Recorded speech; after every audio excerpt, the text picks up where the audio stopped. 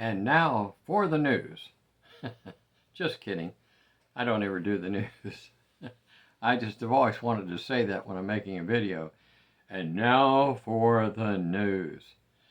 Nope, that's not what I want to talk about. This is John Hauser with my YouTube channel, Free Advice. Free Advice retired from a grumpy old toad. That's me.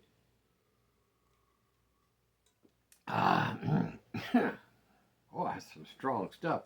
My oldest daughter bought me this cup, this giant mug.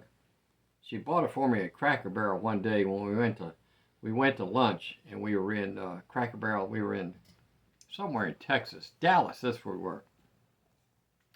So today I'm going to talk about five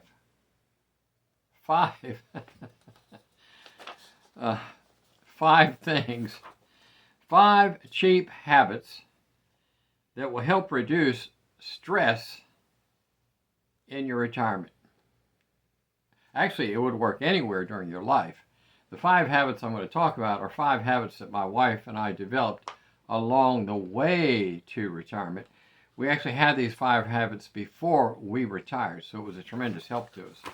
But that's the title of today's video. So here it comes, ladies and gentlemen. 5 cheap habits that will reduce stress in your retirement years. So here I am, age almost 76, 75, let's see, 75 going almost 76. Having a really good time. I started this YouTube channel back on January 1 of this year. If you're considering starting a YouTube channel, I would highly recommend it. I thought about it for a long time. And after watching some videos by Old Mike and some other people, I'm like, you know, I think I could do that. So here I am. Just to give you a brief overview, I retired in 2018, almost 8 years to the day. I was 68, almost 68 when I retired. Now I'm almost 76. Birthday's right around the corner.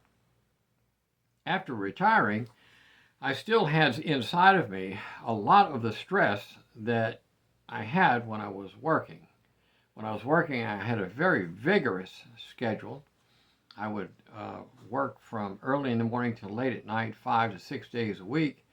I would generally work up until 3 or 4 o'clock in the afternoon on Saturday, and even Sunday afternoon, I would generally have a couple of hours worth of paperwork. So I was go, go, go, go, go. But then I retired. Now, before I retired, I did slow down. I did try to get into a slower mindset. I went part-time for several months, and then finally I decided to go no time. But what I discovered after I retired was I still had that gotta produce mentality, and still do somewhat. I'm still trying to get over it. But here's what I did. When I first retired, the first 90 days, I was pretty busy doing stuff around the house. And then the next thing I did was I started selling eBay. And then after eBay, I did Poshmark, I did Etsy, and for a while I was doing 3 different sites at a time. But I really got tired of doing that because it was almost like being back to work. I was working it almost full time. Now, after that, I started driving for Uber, and I drive for Uber very, very part-time. For a while, I drove for Uber full-time. But then I'm like, well, I'm doing the same thing all over again. So I've taken that down to just part-time. And January 1 of this year, I've started this YouTube channel, and I'm real happy about it. I'm real happy about it because I get to work my own schedule, as I did with the other things. And I get to share some information. Now, I've got 5 things, and I'm going to go backwards on them and tell you what some of these 5 things are that will help you relieve stress, will help you stay within your budget, and just help you enjoy your retirement. Now, some of these things may not apply. A lot of it's going to have to do with what your budget is, what your budget can stand, what your retirement interests are. These are suggestions, just suggestions. So one of the things here, it's number 5 on the list, is free entertainment. You want to get and have free entertainment. Entertainment can be relatively expensive. Now, we have done some things like take cruises, and we've traveled. That kind of entertainment is relatively expensive, but when you're at home, entertainment can be reasonably priced.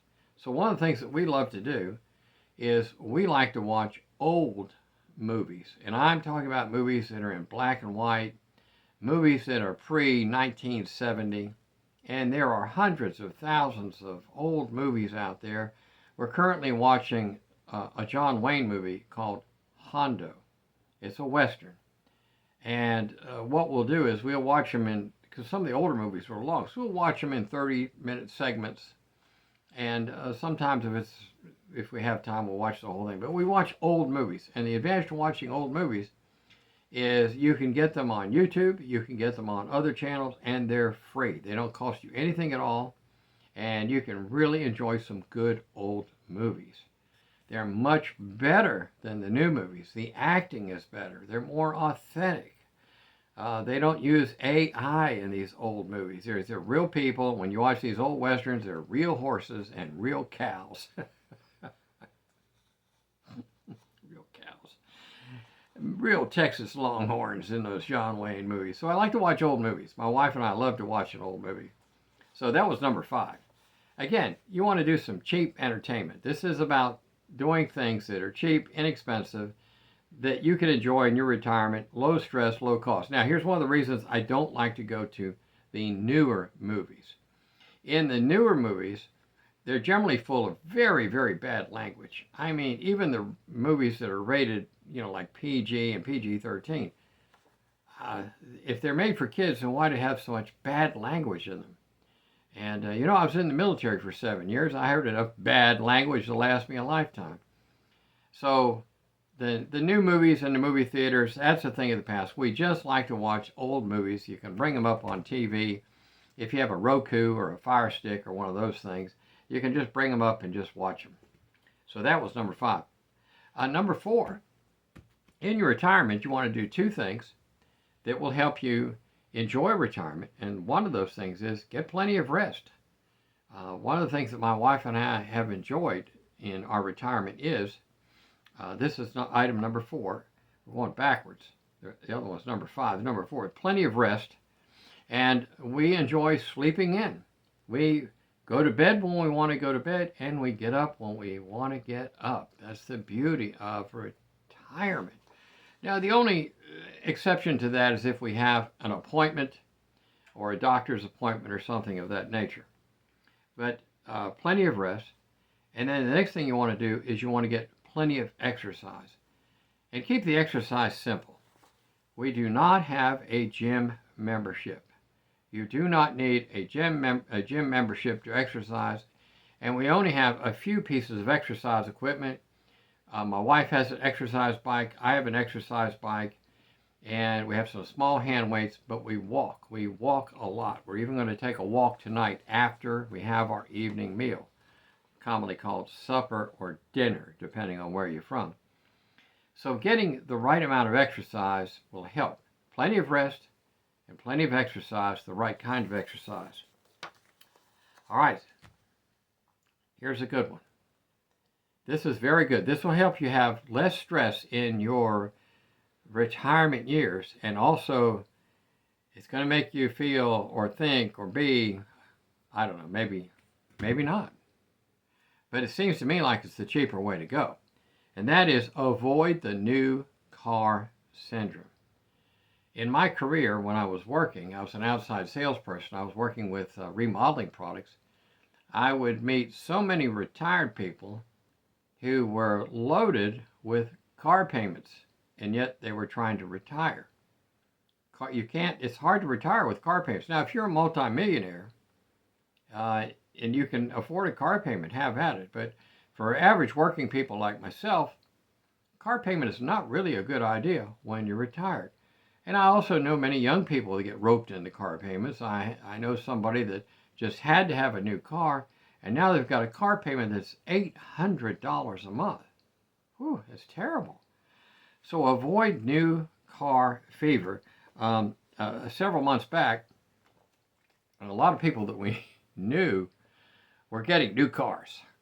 Our oldest daughter got 2 new cars, and I mean back to back, two very nice cars. They were used, but they were still very nice, and they were very expensive. And several friends were getting new cars. So we needed some cars.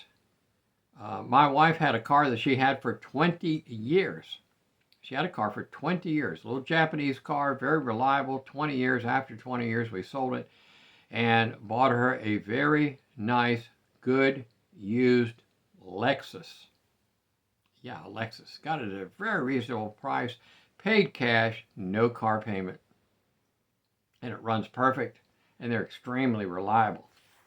So avoid the car payments. Avoid the car payments. When everyone else is buying a new car, and I have a friend that has one of these, stick with old Betsy. I've got a friend who's got this. He's got this old car. I mean, it's an old car, and it runs, and he drives it to work every day. It's really old, like 30 years old. He calls it Old Betsy, but you know it's paid for, and it gets him to work, and it gets him home. Of course, it all depends on what your budget is. If your budget, you can afford it, do it. But many retired people want to live debt-free. If you want to live debt-free, avoid car payments. Clothing. A lot of people spend a lot of money on clothing. It says we have retired, and even before, by the way, these were things we were doing before we retired. In clothing, we shop discount stores. We even shop thrift stores. Shop new clothing carefully. You may not know this, but most clothing is marked up when it's at full price, is at about 300%. This is why we like to buy things that are on sale at discount stores or thrift stores. My wife has a favorite store that she goes to. They sell only new items, but these items are generally marked down considerably from what you would find in the major department stores. So you can buy some really nice clothing at a very reasonable price. So that's one of the things that you want to be careful of when you're retired. So that was, let's see, number 3 was avoid the new car. Number 2 was the clothing. Now we're down to number 1, which I think number 1 is actually the most important thing that you need to do while you're retired. We were doing this before we retired. And that is have a budget. Have a written budget. That's it. Have a written budget. It needs to be in 2 phases. You need to know what your annual expenses are. Again, when I was working, I would go to people's homes for preset appointments, and I would sit down with them and go over the cost of the remodeling. And then all of a sudden they would come up and say, well, I can't do this because I've got to pay my taxes. And sometimes it's a put off, but sometimes they really had forgot about their taxes, and they had a revelation that, hey, they had to pay thousands of dollars. And that's got to be in your annual budget. You need to know in your annual budget what your annual expenses are. Then you need to have a monthly budget, and your monthly budget should be what your monthly expenses are, starting with groceries and gas and your utilities, and go right on down the list so that each month you know how much money you have and how much money you can spend, and stay within that budget. Now, since we have retired, our income has been reduced greatly because we're not working full time. We're just living on a retirement income. But by having that working budget before we retired, we knew how much we were going to have each month and what the budget needed to be. So we stay within that budget. And surprisingly enough, we are able to save money each month. So you want to have a written budget for the month. You want to have a written budget for the annual cost. All right. Now, here's a bonus suggestion. This is not number 1 or 2. This is just a bonus suggestion. Number 1 was have a written budget. That's the most important of the items that I've gone over. A written budget, and stick to it. Here's the bonus suggestion. Have a house or residence that's paid for. Our house that we're living now is paid for. When we bought this house, because of some proper financial moves, we were able to buy this house, and we made one payment. That's all, just the one payment plan. Now, here's how it worked. The house that we had prior, we had a 30-year mortgage. We paid it off in 17 years. That means we paid it off 13 years early. That means we had 100% equity.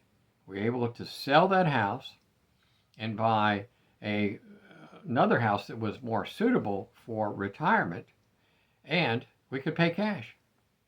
And so what you want to do is you want to have a house or residence that's paid for, especially if you plan on living in the same place. Now, if you plan on moving around, don't even worry about it. That may not work for you. Some people like to go to an RV. But if you plan on living in the same place, have a house that's paid for. If that house is paid for, that's going to save you thousands of dollars every single month. Because at the end of the year, what we have to worry about is our property insurance and our homeowners insurance. No, I meant to say that wrong. The property tax. We have to think about our property tax and our homeowners insurance, and that's in our annual budget. So we are literally living house payment free and rent free because our house is paid for. So these are 5 cheap habits that will help reduce stress. And this is John Hauser, and my YouTube channel is Free Advice from 76 Years and the Grumpy Old Toad. There it is right there one more time. The Grumpy Old Toad. I've got it full of very refreshing liquid right now. Thank you for watching. Like and subscribe. Recommend my YouTube channel to your friends. Twist the arms of all your friends and get your friends to like and subscribe to my channel. So I've said all this with a little sense of humor, but seriously, these 5 suggestions we have found to be very helpful, and thanks for watching.